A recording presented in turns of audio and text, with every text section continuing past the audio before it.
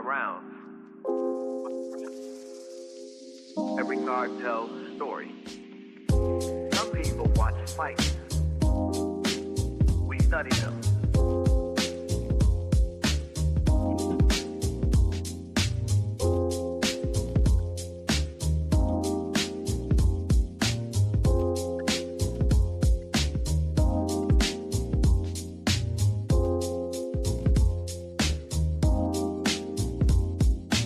From the prelum lights to the title fight glow, every round got a lesson if you're watching it slow. Not chasing hot takes, we're chasing what's true. Finding diamonds in the regional scene before they break through. We respect every style, every path, every craft. Break and take frame by frame while the rest just react. No gimmicks, just rhythm, every breakdown precise. Where the numbers meet the nuance, that's the edge, that's the price.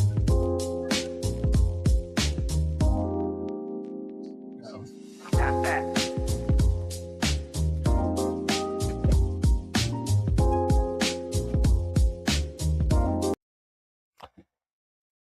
Hey, what's up, folks? Check out Fight Club Crate, mystery fight gear, knockout prices, undisputed value, combat sports boxes delivered monthly. Use my promo code TAPTHAT15 at Fight Club Crate for 15% off your first purchase, and follow those folks on Instagram at Fight Club Crate.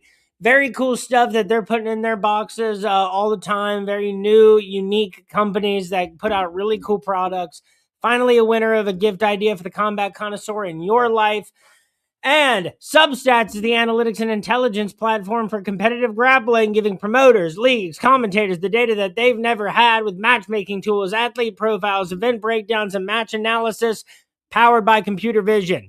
If you compete, if you promote, you just love competitive grappling, check them out at substats.app and on Instagram at Substats. If you're into competitive grappling, Substats is building the analytics layer the sport has been missing with athlete profiles, event intelligence, and match breakdowns. Check them out at substats.app. Promo code TAPTHAT for 10% off of your initial purchase. And what is up, everybody? This is Brady Grove bringing you another episode here leading up to UFC 330. It's 5:12 p.m. Eastern time. I've got the pre-fight show on my new small TV here in my office, which has been a game changer. Thank you to my wife, Daisy, for mounting it on the wall in this office. So I'll probably be talking about we'll probably be doing a little watch-along thing as maybe some of these early fights start here. But just wanted to go through the card. I wanted to give some reactions to RIZIN and the Contender Series as well. Check out all my recent interlude episodes to include Ice Cold Summer Only. I've been putting those short videos out there, and then Berea Clark. Haven't really gotten to promote those episodes nearly as much. Summer, those videos have been getting a good amount of, views. So I'm going to start really putting the videos with Berea out there. And then I've got an episode planned tomorrow as well. So keep a lookout for all of that. So first off, I want to give some reactions to the Dana White's Contender Series fights that happened on Tuesday. I'm going to start covering that with short videos in a sooner period of time. It's still been a little wild here and everything, but week 1 of the Contender Series, but Anthony Went winning by TKO over Bad Matt Adams. Al-Sagir beat Fabricio Escarrega. Now, here's where my really big issues... This is the biggest issue that I have with the entire Contender Series event. So, I had some parlays that started off with Joe Kuhneman. They involved Bilal Hassan, and they involved Anthony Wynn. That one went bad after the first fight where Joe Cropshot had an absolutely fantastic game plan. He was peppering Joe Kuhneman with those teeps to the body the entire fight. They were clearly bothering Kuhneman. They really wore on his gas tank as 3 rounds went through. That was a wrong decision by me. John Kuhneman is like a dog. That all showed.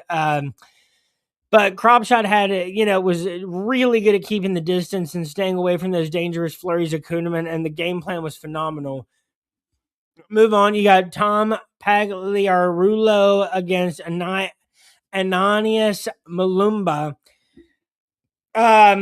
That TKO in the third round, like you love to be able to, see somebody put that away before it has to go to the judges' scorecards. Because after Kuhneman lost his first fight, I put together some parlays that included Bilal Hassan, Fabrizio Escarrega, and Anthony Wynn. I feel very strongly that Fabrizio Escarrega is the person that won that fight. Alcigir, in 99% of his attempts to initiate grappling over the course of that fight, they were not successful, and it felt like Escarrega was the one that was actually doing the damage when any damage was done. It's not that Alcigir did absolutely none of it, but I feel, and I understand that I'm biased, so take that grain of salt because I had money on the line with Escarrega, but I really felt like Escarrega, I thought he was going to win unanimously 29-28, at least. I think 30-27 wouldn't have been absolutely insane.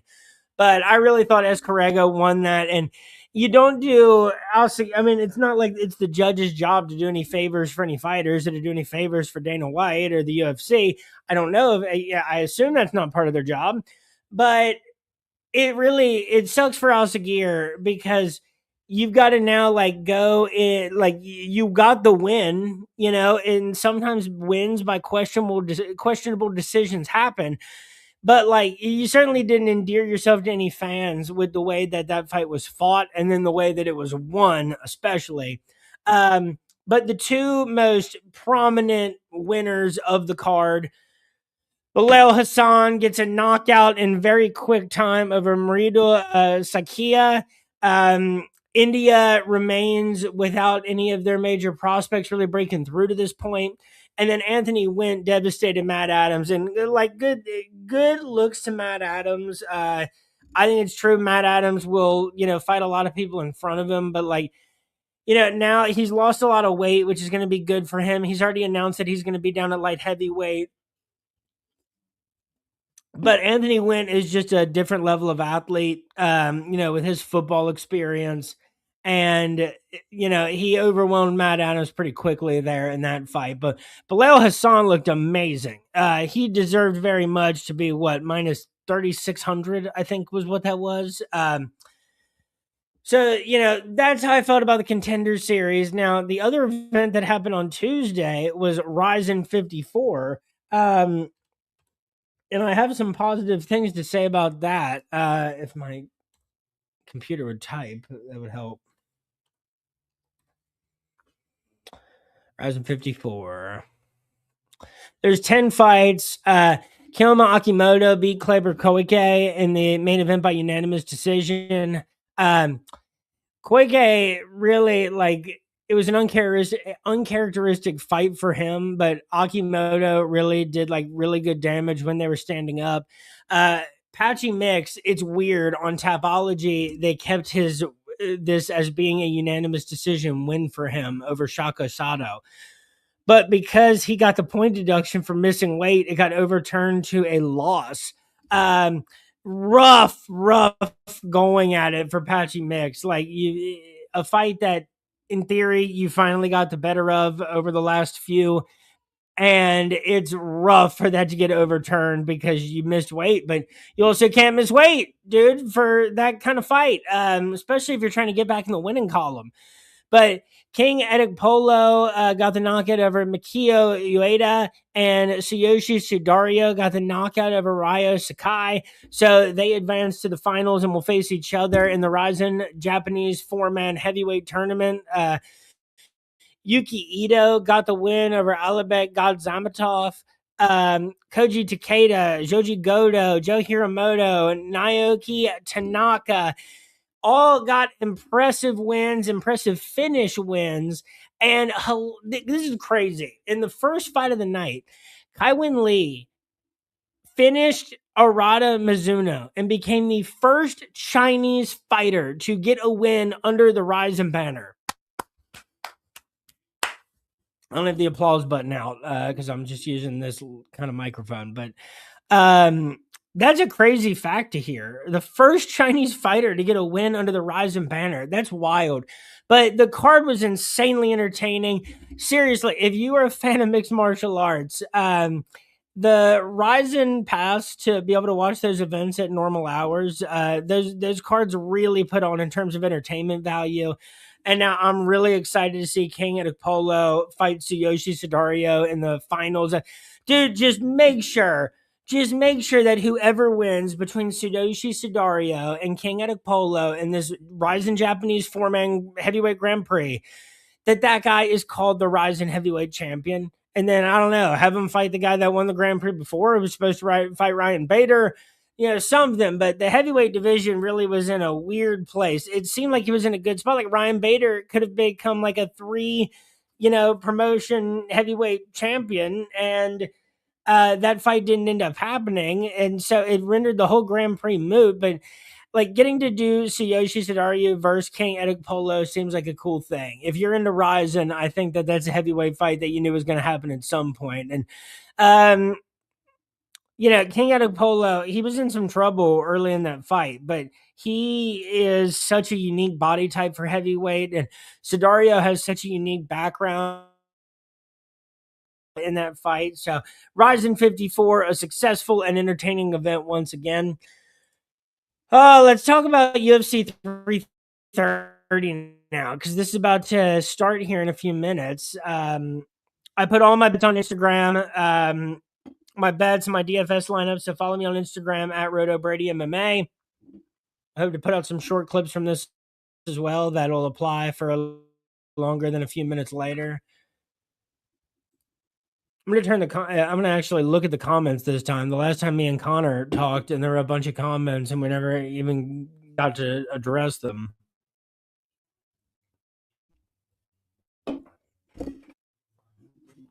But I'm going to pull up UFC stats and bet online, because I have a lot of parlay stuff going on tonight. I am really feeling the chalk in this particular event, so it ended up being just a lot of parlays of a lot of the favorites that I have a lot of confidence in.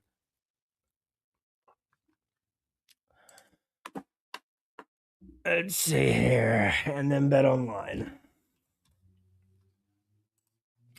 And really, like, we had 2 really intriguing flyweight matchups lined up for Charles Johnson. And I think the late replacement weight ends up being really captivating. Wait for this to load, Jesus.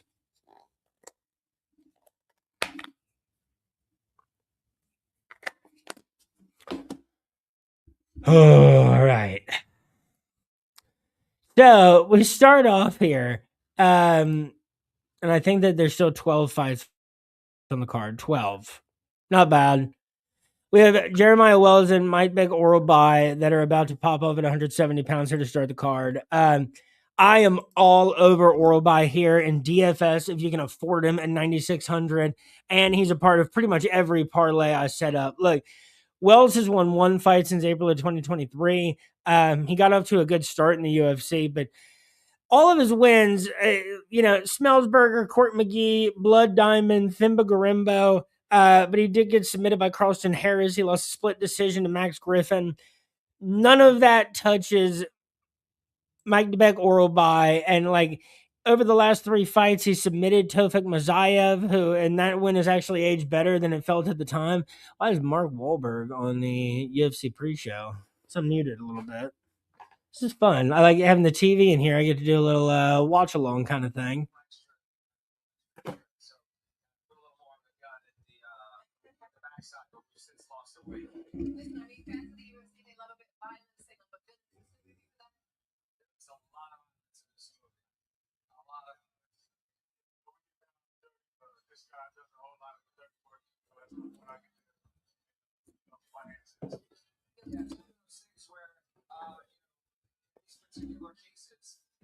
She's got Mark Wahlberg promoting a movie. But yeah. So Tavik Mazayev, he finished Jack Hermanson, and then he's coming off a victory over Chris Curtis where he had 19 takedowns. Jeremiah Wells is in big trouble. There's a reason that Orobai is the minus 1,300 favorite. I have him a part of every parlay that I have going tonight, it seems. Maybe with a few that there's more of a theme to them. But, like, for this fight to be, like, under 1.5 rounds is plus 149. For Orobai to have the most significant strikes, most takedowns, and win inside the distance is minus 125. That's actually not that bad. For it to go the distance, no, is minus 215. That's not horrible. For Orobai to cover minus 3.5, it's minus 500. I think you're better off going with that. Yeah, I think Orobai is going to really destroy Jeremiah Wells. The only person that has been able to best Orobai in the UFC has been Matus Rebecki, and was a knockdown, drag out, bloody brawl that ended in a split decision win for Rebecki. We also got Neil Magny versus Ramiz Brahimaj. This feels like a bit of an overreaction because Neil Magny is the plus 133 underdog, Brahimaj the minus 153 favorite. Ramiz Brahimaj, he's coming off a unanimous decision loss to Punahele Soriano. He'd had 3 wins in a row over Mickey Gall, Billy Ray Goff, and Austin Vanderford. He did well against Austin Vanderford and finished him with the guillotine. He finished Billy Ray Goff with the guillotine. I think it's going to be hard to finish Neil Magny via guillotine. Neil Magny, his last 3 losses are Michael Morales, Carlos Paredes, and Yaroslav Amosov. He's beaten Jake Matthews and Eliza Zaleski dos Santos in between. I think that this is quite an overreaction by a lot of folks. I know Neil Magny is old and he's got a lot of mileage on him, but I still think, like, at this number, do I think Neil Magny can win this fight? Yeah. I bet that money line. I think I maybe paired it with 1 or 2 other fights in a tiny parlay. But like, Neil Magny is, even when he was doing a lot of losing, I mean, 4 losses ago was his loss to Ian Gary. He's beaten Mike Malott in that time. He beat Phil Rowe right before that. So Neil Magny is in the unfortunate circumstances of fighting extremely young and or dangerous fighters. They're either young and dangerous or they're just dangerous. So Neil Magny money line makes the most sense to me there. I play Neil Magny a good amount in the DFS lineups that I have too. And we have Lucas Fernando versus Rafael Tobias at light heavyweight. Simply put, all right, Lucas Fernando he's the minus 265 favorite. I don't know what it started off at. I feel like it was a little less than that, but I'm going to say the same thing about Tobias that I said before he fought Dyer, and ended up losing by unanimous decision. Pretty emphatic unanimous decision. It's like, why was Rafael? I think he might have been the favorite going into that.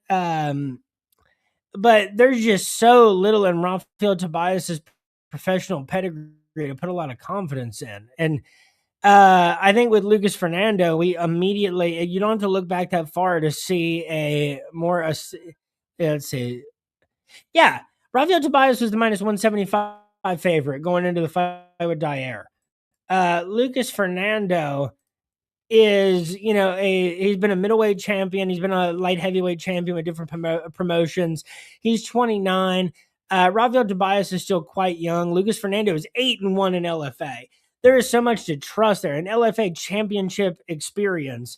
Tobias, I thought, got a little bit exposed against Dyer. Maybe the Dyer loss has aged a little bit better in the time since then. But I still think there is a lot that remains to be seen with Rafael Tobias, and it's fatal for a couple of parts. And if I can use him in DFS, like I think I did at least once or twice over 3 rounds. Oh, let's see, those 3 fights pretty fast. Oh, let's see, we got this card's like supposed to start here quite soon. It's exciting. Let's see, Pedro5755 commenting here a few minutes ago. Pedro, appreciate you being tuned in here. Pedro, if you could leave a comment here, what are you thinking about the main event? I know you said Islam free, baby, but I don't know exactly what that means. So how are you leaning towards the main event? Give you a second there to comment if you want to.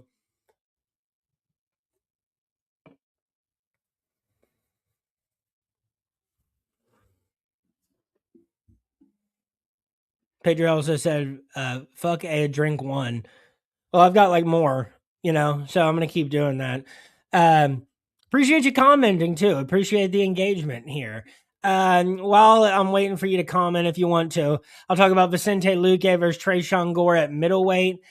Tresean Gore was someone that was on fade until further notice at a certain point. And then he's really turned it around. And it's crazy. Tresean Gore is 6-4 as a pro, 32 years old. And yet, like, it still seems like, he was part of the exposure process of Azamat Bakoev. He ended up getting, Tresean Gore's last 3 wins are by guillotine over Josh Friend, Antonio Tricoli, and Azamat Bakoev. Losses to Rodolfo Vieira and Marco Tulio. In the meantime, we knew he was going to be facing some pretty big shots against Tulio.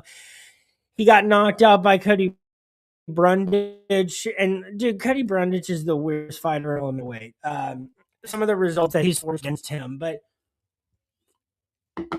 whatever is wrong with Tresean Gore at the beginning, seems like he's coming a little bit out of it, which is nice to see. I thought that on The Ultimate Fighter, even though some of those seasons don't turn out to be the best, and Brian Battle now isn't even with the UFC anymore, but Vicente Luque, for 34 years old, has a lot of mileage on his tank.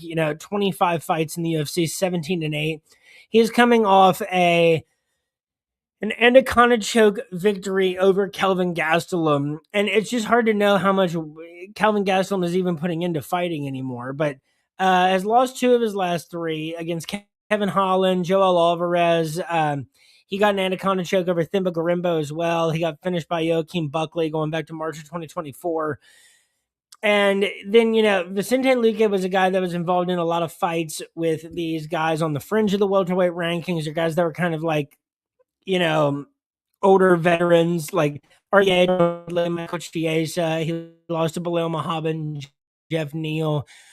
I think there's such a difference in mileage. I do think that Tresean Gore is maybe just a little bit he might be upwardly trending past where Vicente Luque is at. I think that this fight could go the distance, and I think this could end up being a close fight, but with the odds currently being Tresean Gore minus 116, I don't mind betting Tresean Gore money line there when this is practically pick'em. Just the younger fighter that seems to have a little bit more momentum. And again, I know that that's maybe a little bit flawed because they're coming off the same amount of straight wins, but we've seen so much better stuff from Tresean Gore than we did just straight off The Ultimate Fighter, and it seems like he may be getting it right.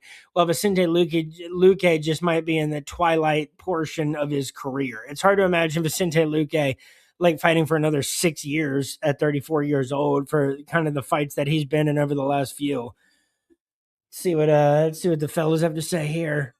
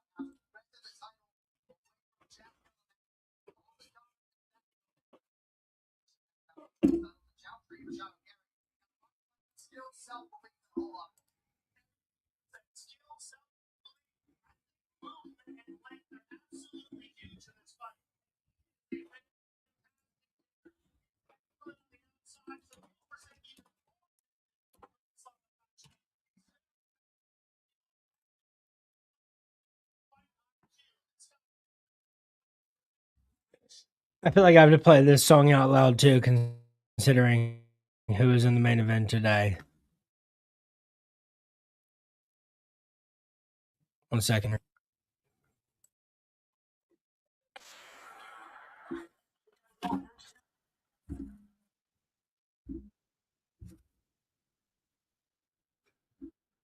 €40 go big and European.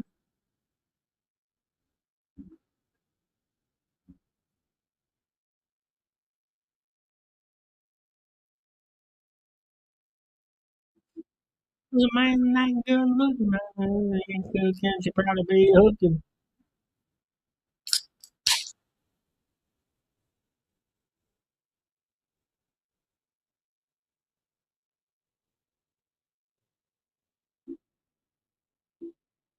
€40 go big and European.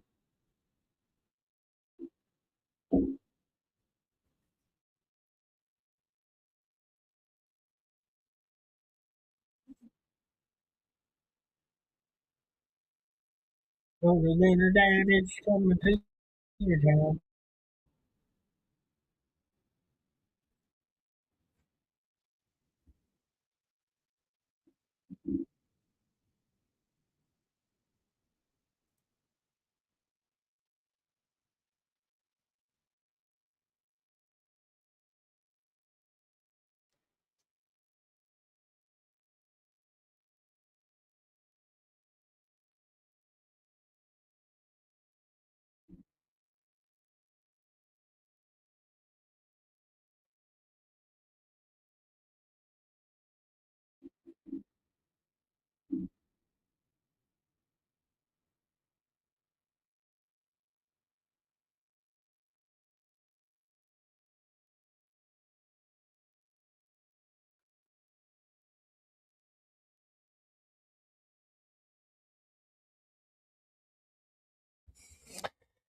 All right, that was a fun little pause, but we have also a middleweight match between Dante Johnson and Eric McConaughey. It's crazy because Dante Johnson is the minus 330 favorite over Eric McConaughey. I've involved Dante Johnson in some parlays because like Eric McConaughey is a little bit on the older side. Remains on the underwhelming side too. Like he has a split decision win over Cody Brundage. He lost his UFC debut to Nursultan Ruziboev, got knocked out by Baysinger Surshakayev, and then he is coming off a unanimous decision win over Rodolfo Vieira, a fight where he got taken down 4 times to 2. He did outstrike him 54-40, but Rodolfo Vieira landed a knockdown in that fight. Dante Johnson is coming off a split decision win versus Cody Brundage. He has finished Adrikus Dumas, and he got a knockout on the Contender Series when at his height of 5'8" with a 74-inch reach, he took on Darian Abbey at heavyweight. I mean, I said about Dante Johnson at the time, like, there's not a lot of his professional experience to have too much trust in before the Contender Series. But then the Contender Series happened, and now his UFC fights have happened, and we know that these are tests that he can handle. So I support Dante Johnson being the favorite against McConaughey. If McConaughey ends up getting a split decision win over Dante Johnson, it should not be a crazy thing at all. Dante Johnson is undefeated, but I don't think he'll be undefeated. I still have to favor him I still have to favor him in this fight with McConaughey because I think McConaughey's UFC run is going to be unfortunately short-lived. We got Charles Johnson at 30 pounds because this was a late replacement. Charles Johnson was supposed to fight Jose Avila. I like the Chaplin. I like this matchup for Chaplin. Chaplin is the minus 104 underdog against Charles Johnson. And I like this matchup for him. I think that beating Antoine Ho in the Contender Series by getting 5 takedowns and outstriking him 37-24, 5 of his 6 takedowns to the tune of 6 minutes of control. And in studying Chaplin's different fights from LFA and whatnot, like his hands, when he's standing up, he's dynamic. He throws, gives you different looks. I think that, he's going to have to be careful. He's going to have the extra wrinkles that like maybe a guy like Joshua Van didn't have when he fought Charles Johnson if he's, getting in danger. But I think Chapolin can, survive with Charles Johnson on the feet at the very least. And that's all I kind of need to know to like him as a very slight underdog. I actually like Chapolin probably a little more than I did Ochoa. I involved Ochoa in some parlays too, but like I feel like Charles Johnson, as the veteran that he is going to be ready for like a late replacement fight. I don't think that he's going to be too rattled or discombobulated, but Chapolin is a guy who, with a lot of high quality LFA experience, his most recent win is that fight against Antoine Ho in the Contender Series, and I believe in Chaplin's skill set, so I am willing to take him as a slight underdog there.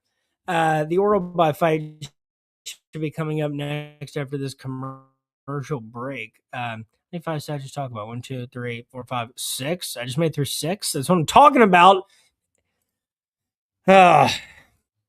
See if anybody else turned. No, Pedro's gone. Pedro 5755. I appreciate you being here for the time that you were.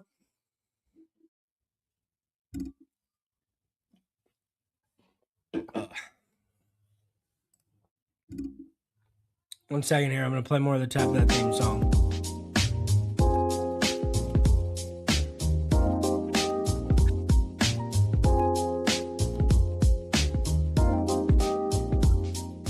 Tap that, where the tape meets the talk. Tap that, where them underdogs spark. Tap that, every fighter got a voice.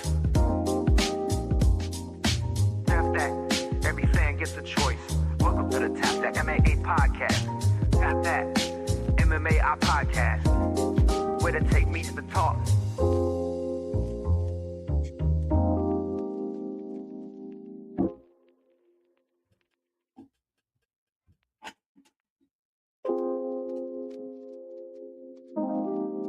Five rounds.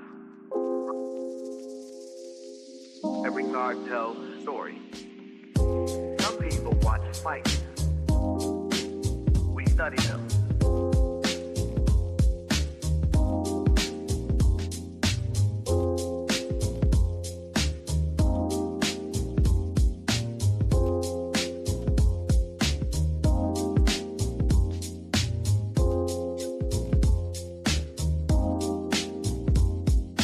From the prelim lights to the title fight glow, every round got a lesson if you're watching it slow. Not chasing hot takes, we're chasing what's true. Finding diamonds in the regional scene before they break through. We respect every style, every path, every craft. Break and take frame by frame while the rest just react. No gimmicks, just rivel every breakdown precise. Where the numbers meet the nuance, that's the edge, that's the price.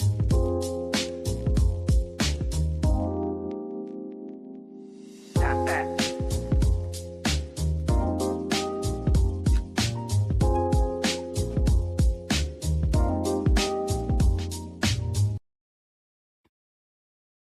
All right, I'm going to turn on the volume for the Oral by fight.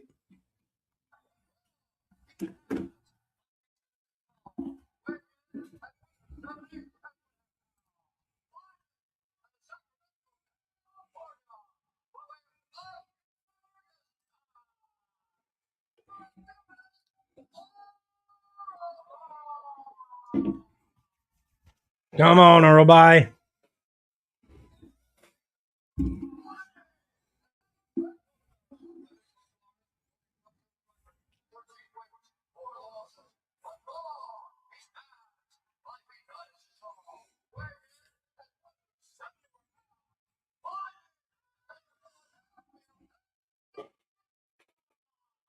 I just forget that Jeremiah Wells is 39 years old, too. Jesus. I mean, he looks good for 39. I'll give him that.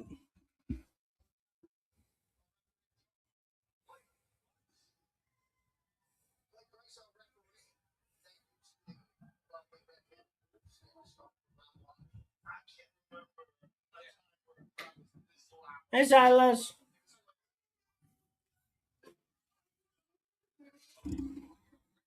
I'm doing a live stream while the UFC fights are going on. You want to come in?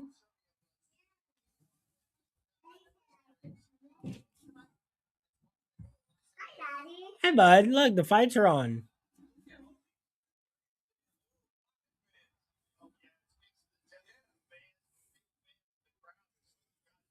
What are you doing, Daddy?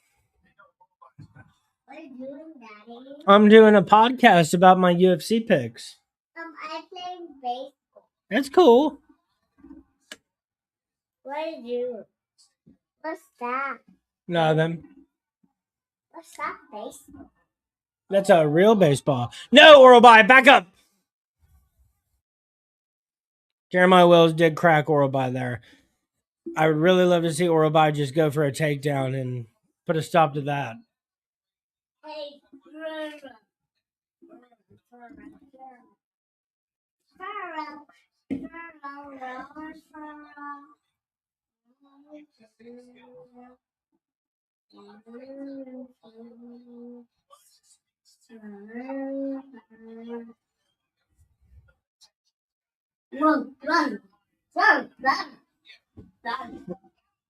Can you put this card on, Daddy? Well, I'm waiting for that card to be delivered. Orobai keeps getting cracked, dude. I do not like that. Why do you like that? I don't like that because I have Orobai in a lot of different parlays and stuff. And there we go. Orobai gets a takedown. That's what I need, buddy. Look, buddy, you're on the video. Where? Look. See up here on my screen? Yeah. I can't see it. Look, there's your head. Daddy, I went up. Up. Yeah. All right.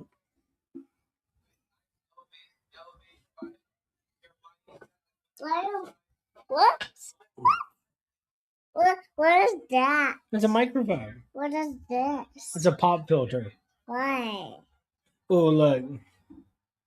I really need the dude from Kyrgyzstan, Mightybek Orobai, to get this win over Jeremiah Wells. Why? Because he was a minus 1,300 favorite. I think he was rightfully a minus 1,300 favorite, and so I have him in a lot of my parlays and stuff. Why? I really believe in his fighting ability. What are those helmets? Those helmets, that one's signed by Vinny Testaverde, and that one's signed by Kurt Warner. And what's the two helmets? That's what I just told you. One signed by Vinny Testaverde, one signed by Kurt Warner. Why? Because I like them. What's the big and small one? The Rams one is signed by Kurt Warner. The one with the green that's the little Jets helmet is signed by Vinny Testaverde. Why? Because I like sports memorabilia. Why are you talking about the football team? Well, I'm not talking about football right now. I am because you asked me about it. Why will football wear helmets? So their heads don't get too damaged, but it's not working. Why? Because they hit each other like at the rate of small car wrecks, and yeah. There we go, Orobai. Come on, Orobai. Come on, Orobai. Come on, Orobai. Come on. Put the light on. All right. There's the lamp. And Orobai's still going to get this round now because of this control and because of these hard shots that he's landed. That's all I needed, that? you know. What's that? Well, that's the mouse for the computer. Let's leave it be. Because I'll need it. I got to make 6 more picks for fights. What's that green and what's that pink? The guy in the green is Rampage Jackson. The guy in the pink is Rashad Evans. That's a graphic I had made for Uncle Zach for, Why? I don't know, it was like for his birthday or something. That's the first UFC pay-per-view that we ever watched at the same time. The back on the feet, buddy. Wells is swinging big. That's the first round. I'm glad you could watch this with me on a live thing. Did you see that airplane? What airplane? The Was it in the movie trailer? Yeah. Yeah. That was cool. There's airplane. Did you see it? Yeah.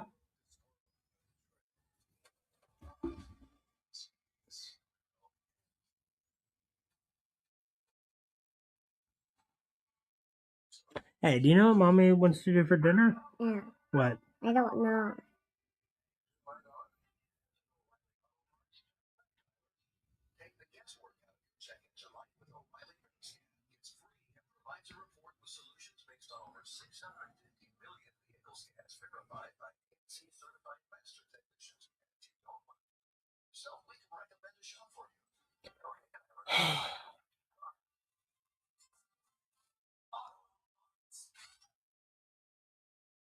There we go.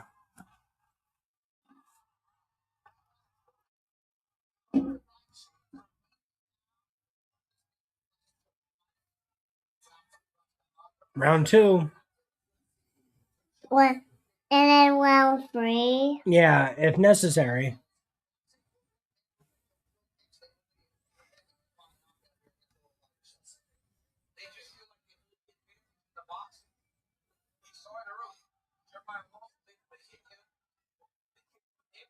Robot just needs to shoot. Just get him down to the ground. It's where so much damage was done, you know? Oh, if Robot wants to kickbox with him, it might be kind of dangerous, you know? Yeah.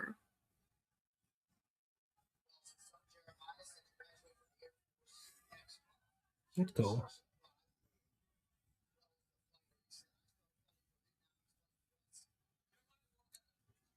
Oh!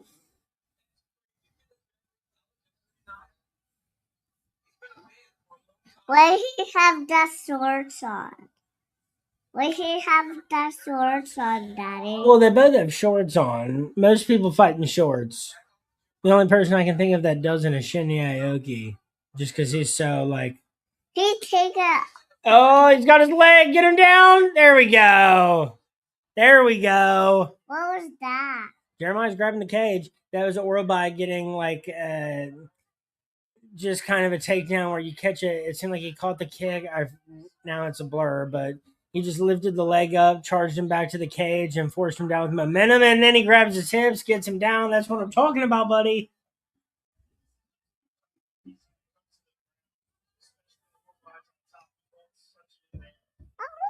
My baseball. I'll get it. Oh. Now I'm shreds. Actually, I want to wait to shred that. We can probably shred it. Oh, buddy, look. Orobai's looking for the Kimura.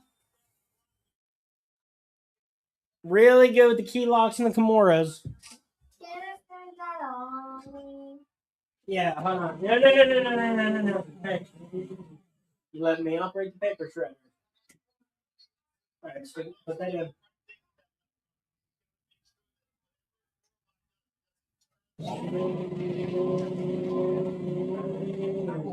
Shred one more thing. Put it in.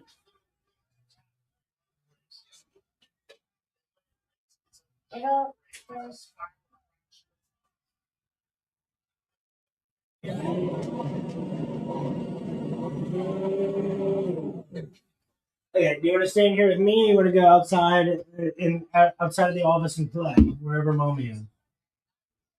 I have to do it. Okay. He got a touchdown. You got a takedown. Why he got a takedown? Well, that's one way to get an advantage in a fight. What's that microphone? It's a microphone with a pop filter that just plugs into my computer. It's a little easier. Where's your computer be? There. That. Like this? There's 2 baseballs. Yeah, one is foam, one is real. What is this, Daddy? Look, Robot's about to take his back. Maybe not, but he's looking for the arm again. Wells back up to his feet.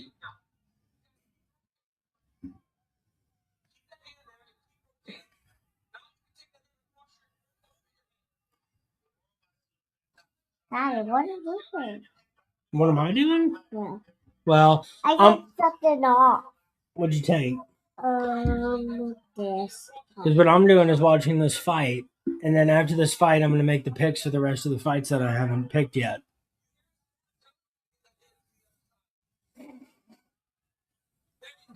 Oh no! And Orobai is right back up.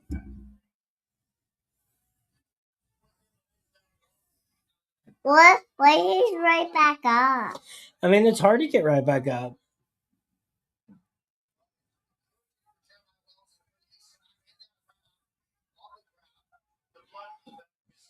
Go, shut. Go, shut. What? Why would you first see you?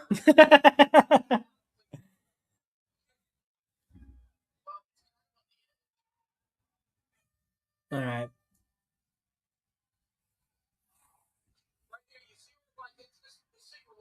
Yeah, okay. Initiated off a single leg, see. Then he raises the leg up high, tries to trip him, drives him backwards. Momentum just kind of forces him down. And then he was on top for a while. Why? Well, that's like pretty good way to win a round in MMA. Hey, how about after this fight, you get back out and you start playing with like your kitchen or whatever mommy's doing? I don't want to. Okay.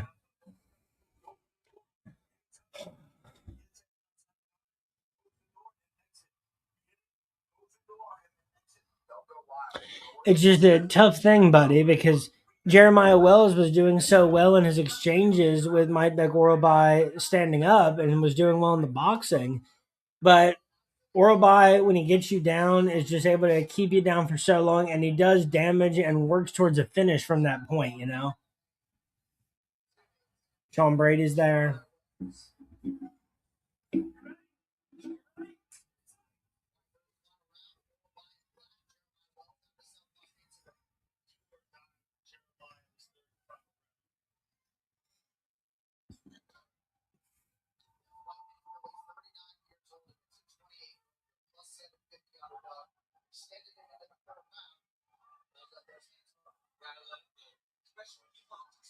I mean, Orobai just needs to shoot, though. Like, don't give Jeremiah Wells the chance to What hit you. he do kick with his feet?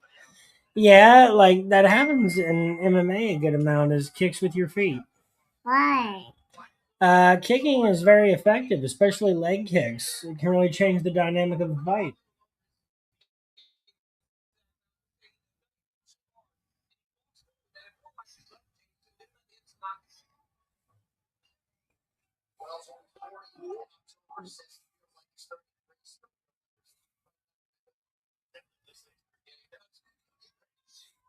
Wells is in great shape. Got to give him that for 39.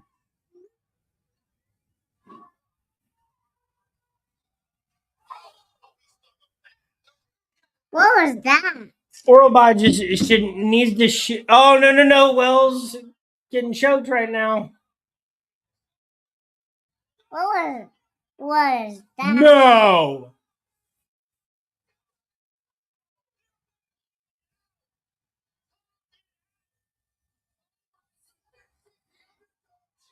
What did he do?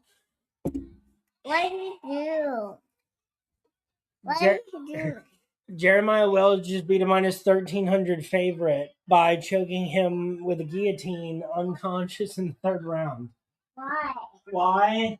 Because that was the only way he could have gotten the win on that. You got to be kidding me! Oh, man! Here, Silas, when you come back outside of the office and I'll finish making my picks. No. Yeah, come on. No, I don't want to. I don't want to, Daddy.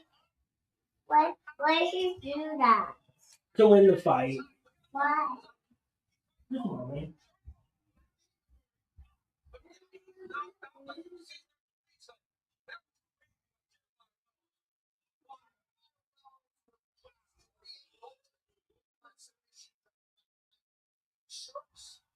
Unbelievable. Unbelievable.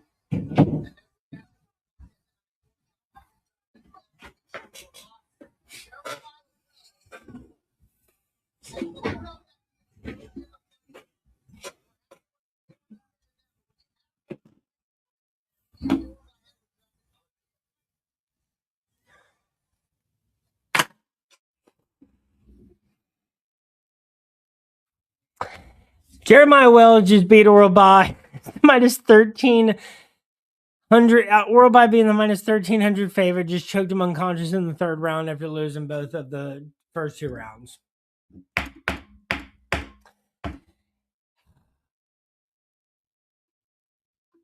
Here, will this sound work?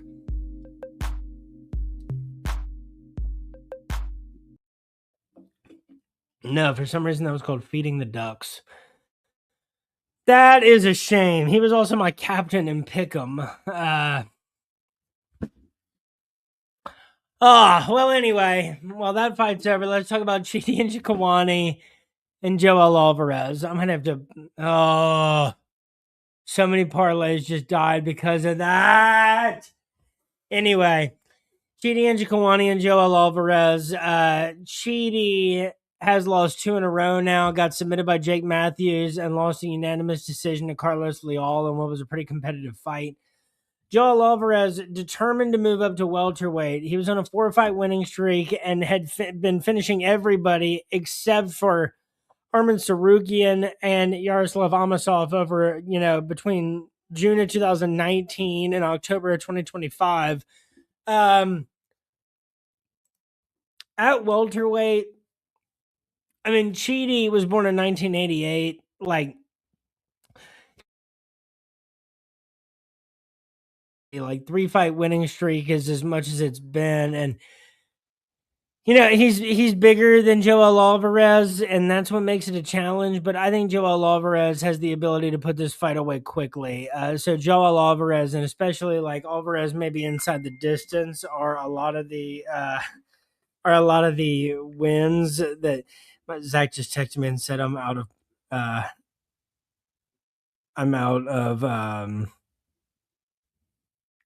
Pick'em, and I probably am.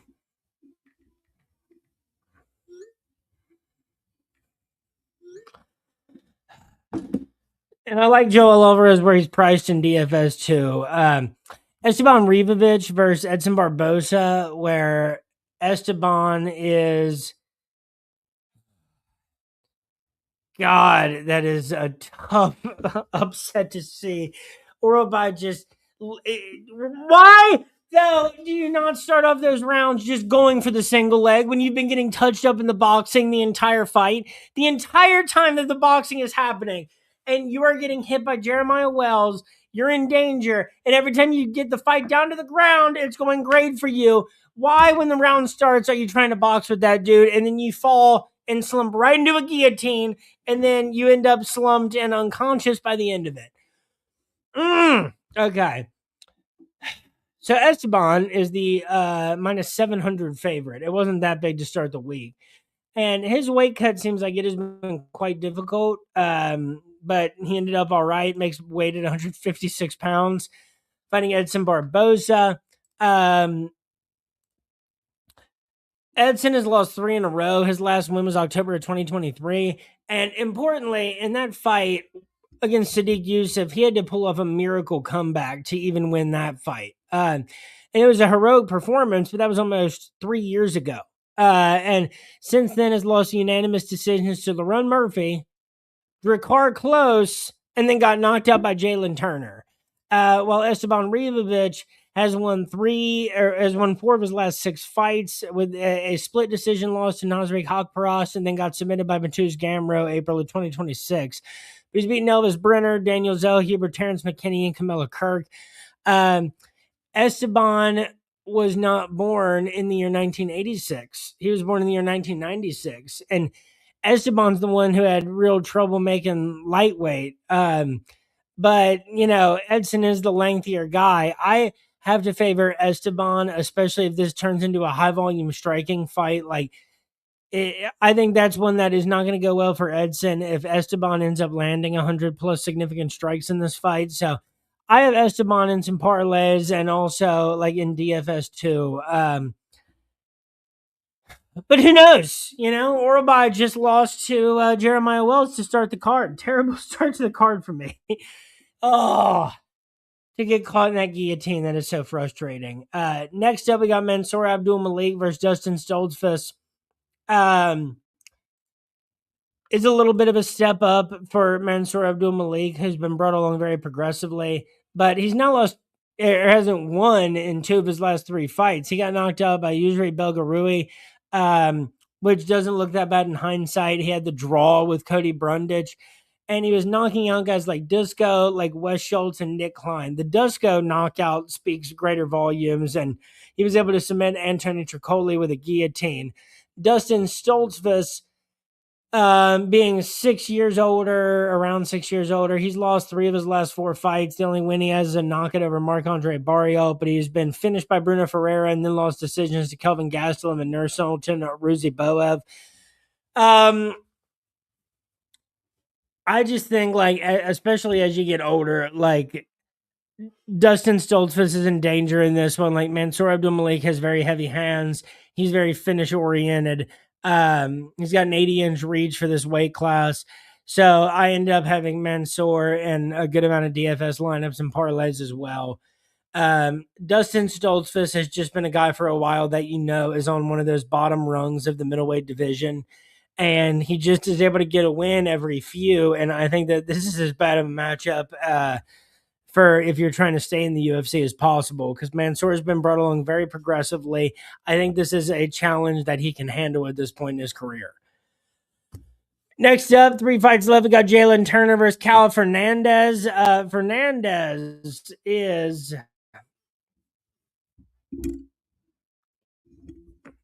Oh, I can't believe he just walked in that guillotine.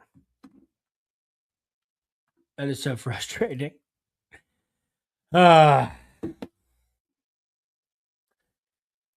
So, Cal Fernandez on 3 wins in a row. Now, he lost his UFC debut to Mark Daikish, got taken down 3 times. You know how Daikish wins those fights. It was a split decision loss.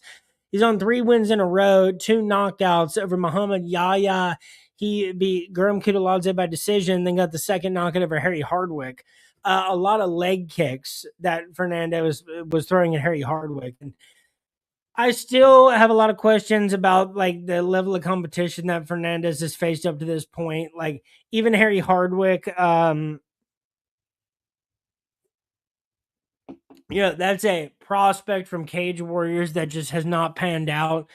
But Jalen Turner, he's been kind of off and on in MMA, and it's been very few wins over the last few years. He's got 2 wins since July of 2022.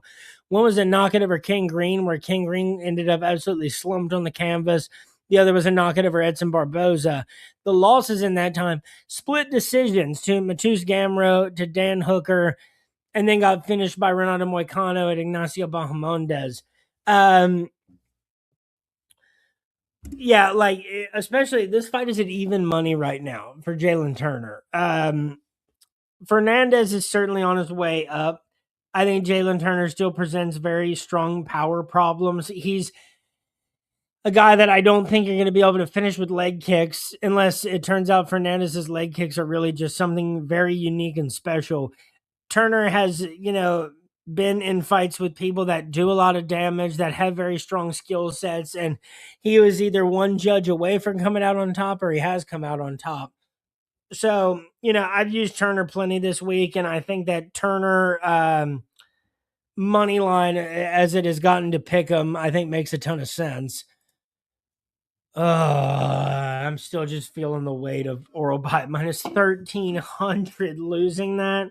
Let's see what I have left on DraftKings after that. Oh!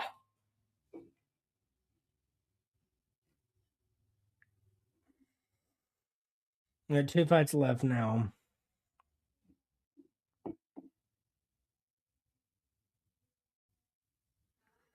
I've got some stuff left. I can still have a good night, but I think really I just need to, put some more parlays out there now that Oral Bite didn't work out. Unbelievable.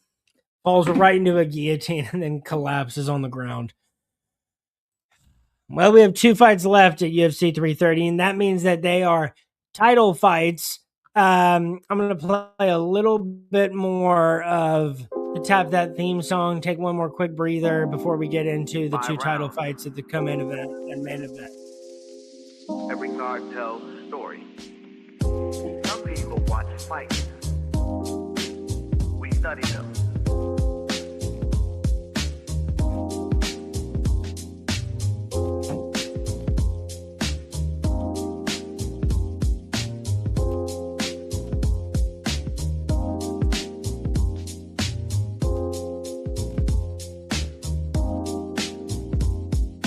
From the prelum lights to the title fight glow, every round got a lesson if you're watching it slow. Not chasing hot takes, we're chasing what's true. Finding diamonds in the regional scene before they break through. We respect every style, every path, every craft. Break and take frame by frame while the rest just react. No gimmicks, just riddle, every breakdown precise. Where the numbers meet the nuance, that's the edge, that's the price.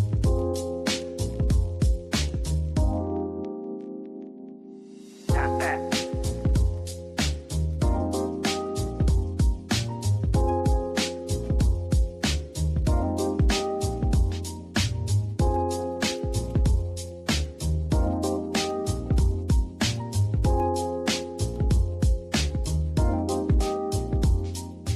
Tap that. Where the tape meets the talk. Tap that. Where them underdog spark. Tap that. Every fighter got a voice. Tap that. Every fan gets a choice. Welcome to the Tap That MMA podcast. Tap that. MMA our podcast. Where the tape meets the talk.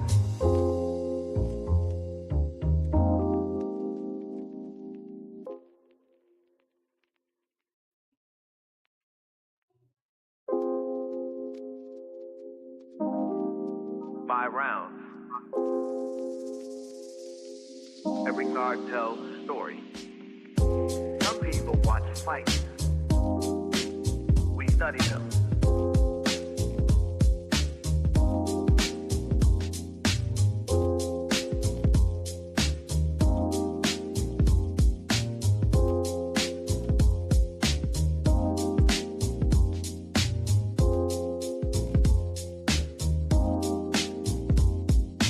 From the prelum lights to the title fight glow, every round got a lesson if you're watching it slow. Not chasing hot takes, we're chasing what's true. Finding diamonds in the regional scene before they break through. We respect every style, every path, every craft. Break and take frame by frame while the rest just react. No gimmicks, just riddle, every breakdown precise. Where the numbers meet the nuance, that's the edge, that's the price.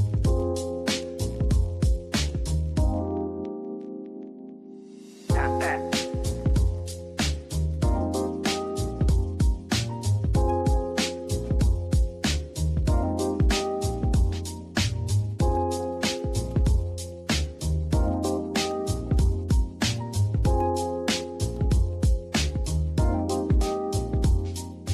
Tap that. Where the tape meets the talk. Tap that. Where them underdog spark. Tap that. Every fighter got a voice. Tap that. Every fan gets a choice. Welcome to the Tap That MMA podcast. Tap that. MMA our podcast. Where the tape meets the talk.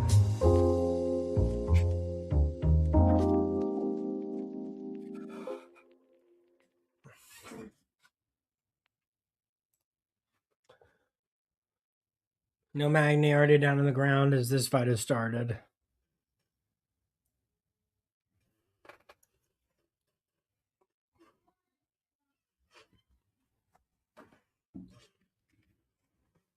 My wife made some pasta with some cherry tomatoes and red pepper flakes and Parmesan. That's cool. Well, I'm muted for this fight, and then I'll make the 2 title fight picks.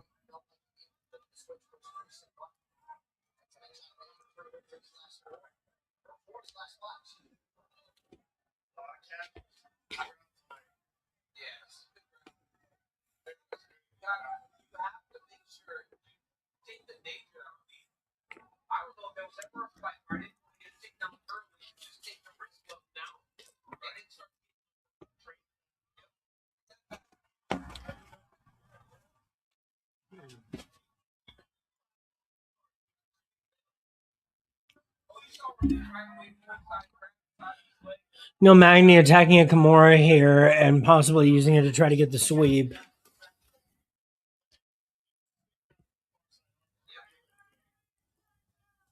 At the very least, when you really are attacking a Kimura from the bottom, you're really putting the offense by the guy on top on pause.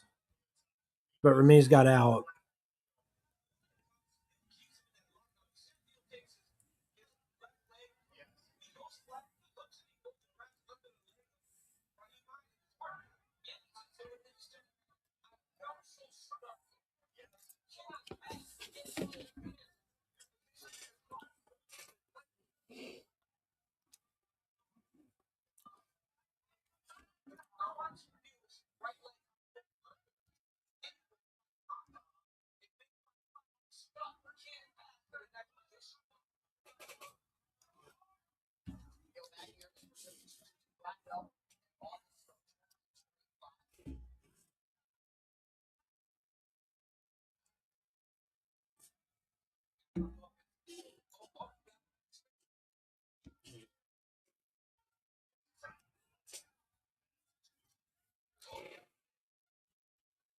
It's just such a bizarre thing in this sport because, like, you heard me say at the beginning of this, like, Orobai was probably the favorite, and especially the heavy favorite that I felt the most confident in Jeremiah Wells. And I just couldn't account for Jeremiah Wells having such a big advantage in the boxing, but also Orobai sitting there and letting Wells have such an advantage in the boxing. Very frustrating.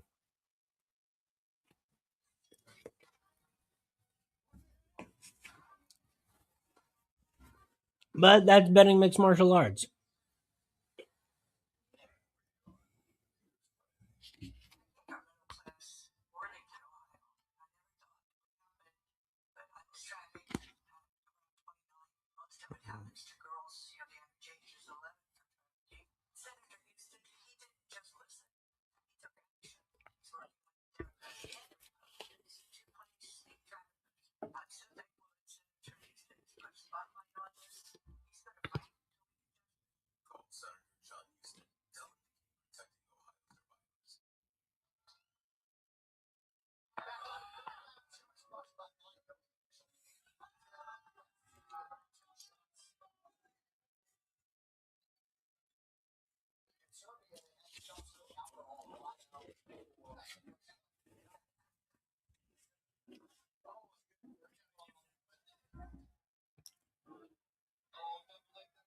Ramiz going for the double leg.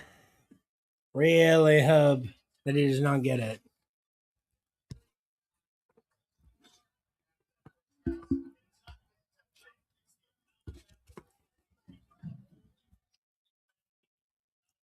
Struggling to get the takedown. Love to see it.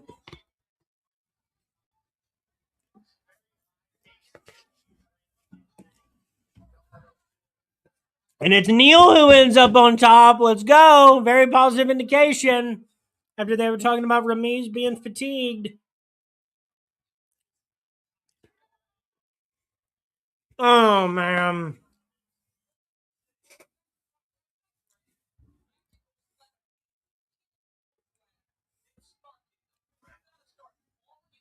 Out of all that, Neil Magny ends up on his back. What immediately felt very encouraging was very discouraging.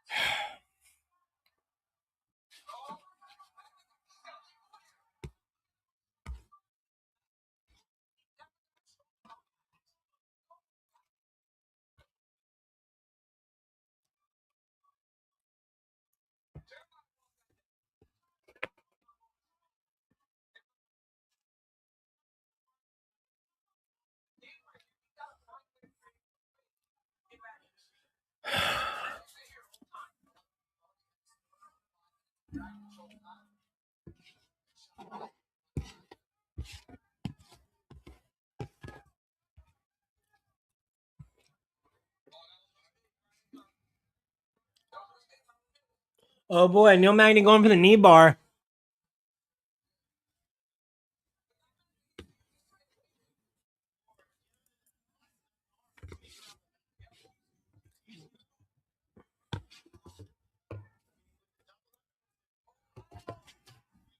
Neil Magny ends up on top with half the round to go.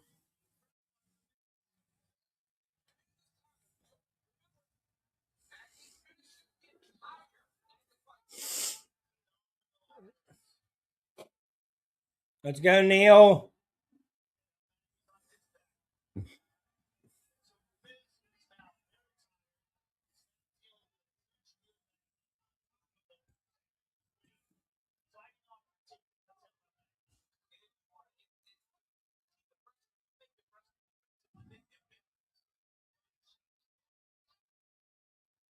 Let's go, Neil. They're going to stop this. They're going to stop this. Let's go, Neil Magny. Woo.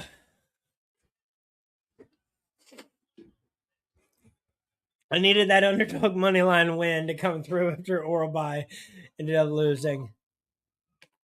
All right. Well, let's talk about Mackenzie Dern versus Jillian Robertson. For the UFC Women's Strawweight title, Mackenzie Dern versus Jillian Robertson. Mackenzie Dern, the minus 192 favorite. That has come down a lot. Jillian Robertson, the plus 167 underdog. In DFS, I ended up playing Jillian Robertson a lot. I think to afford, and this comes back to Orobai, but like, not just Orobai, to afford a lot of the heavy favorites that you want to have a stake in for tonight. I think that Jillian Robertson was a necessary way to go, but straight up in the fight, like outside of DFS, I think like Mackenzie Dern is rightfully favored here. Now, Jillian Robertson has beaten 5 fighters in a row. She has won 7 of her last 8 fights against Maria Agapova, Piera Rodriguez, Poliana Viana, Michelle Waterson Gomez, Luana Pinheiro, Marina Rodriguez, and Amanda Lemos.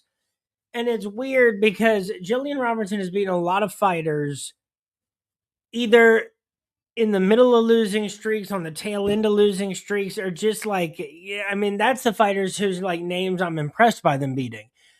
Mackenzie Dern, it's so hard to fathom that these two fighters are going to be the two at subject of a strawweight title fight.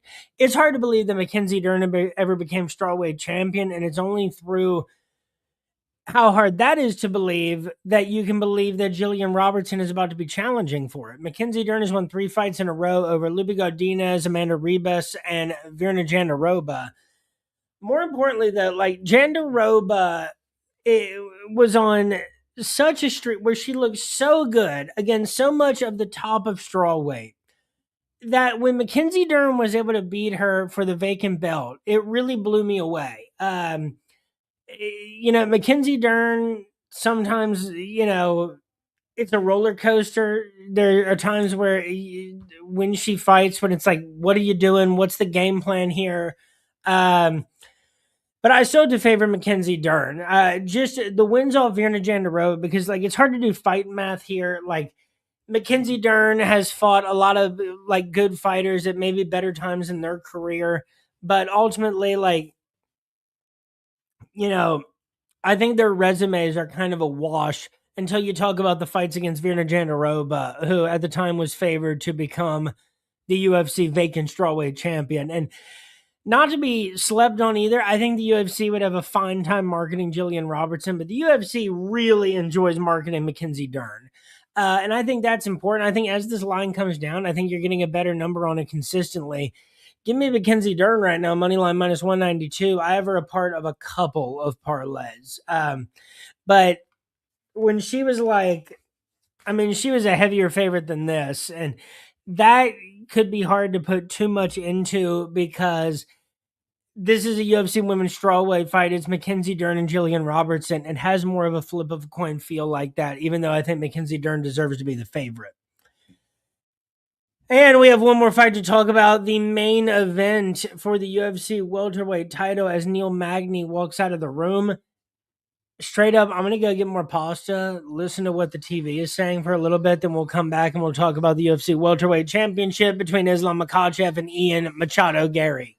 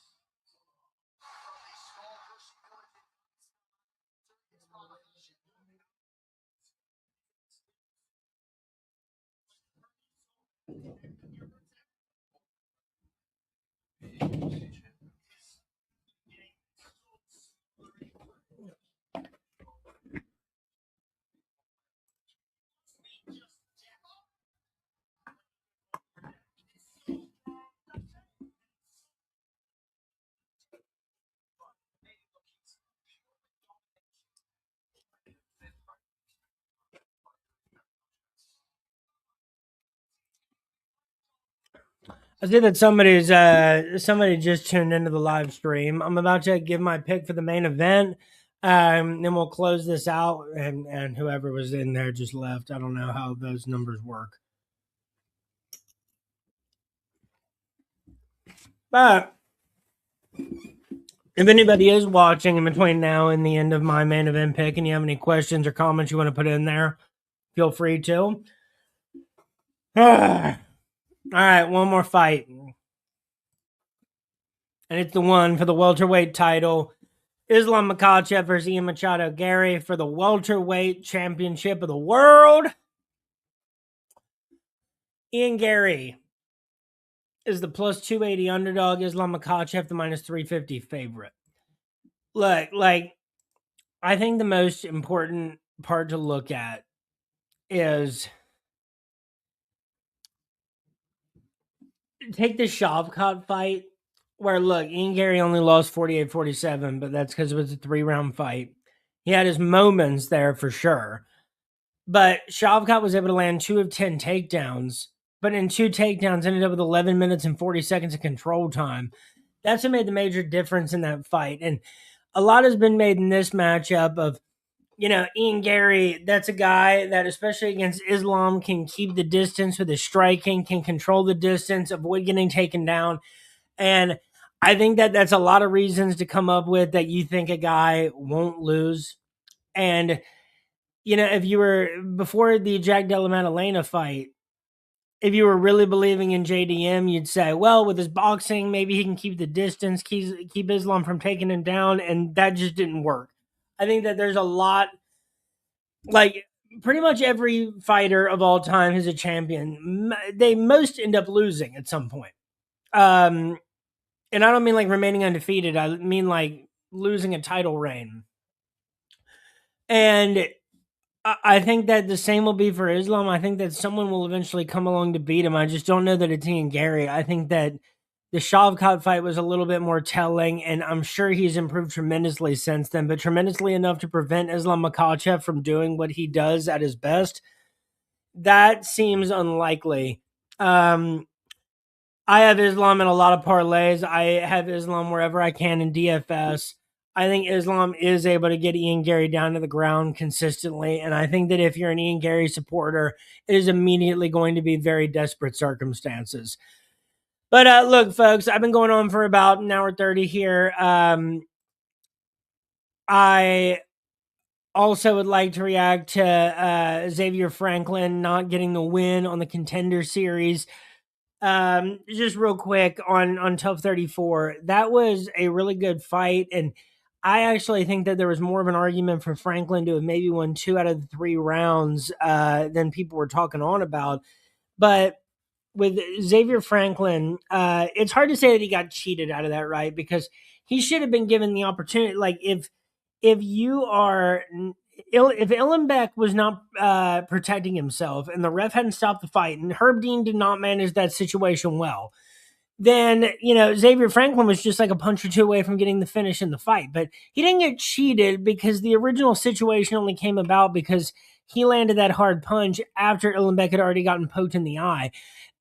It was just an unfortunately handled situation by Herb Dean, where Herb Dean at first said the fight's over. He didn't exactly say the fight's over, but he said whatever he said was a closer indication of the fight's over than I'm calling timeout.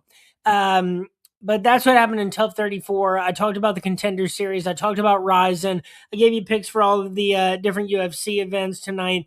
I do have a few boxing parlays. If you go on RotoBrady MMA and check those out, I included Clarissa Shields in those naturally, Troy Isley. So there are some good boxing matches tonight. I think what's her name? I'll just look it up.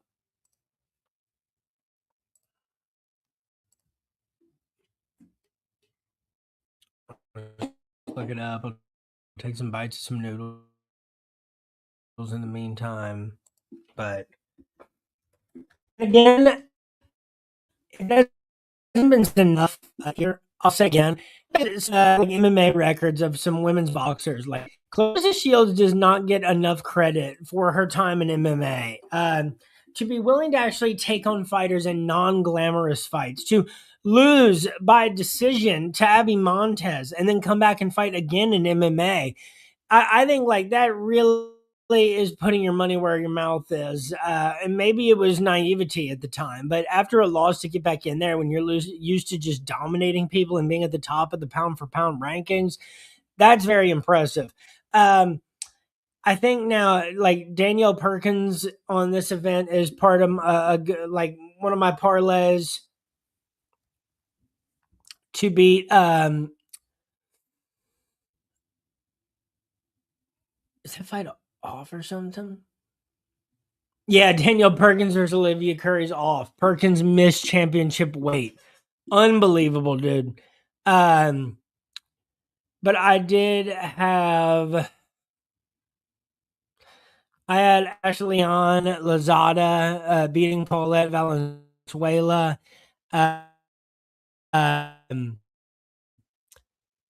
Steve Overton beating Romer Alexis Angelo for the WBA Continental America's Light Heavyweight title. Troy Isley beating Joseph Hicks for the WBA Continental USA Middleweight title.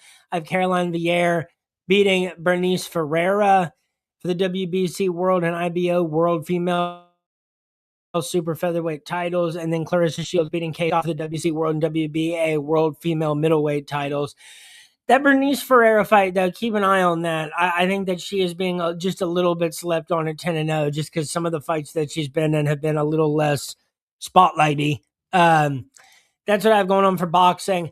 Folks, appreciate anybody that tuned in. Appreciate anybody that sees the short videos that are relevant after today, which is Saturday, August 15th. Have yourselves a good rest of your weekend. Enjoy these fights, and peace.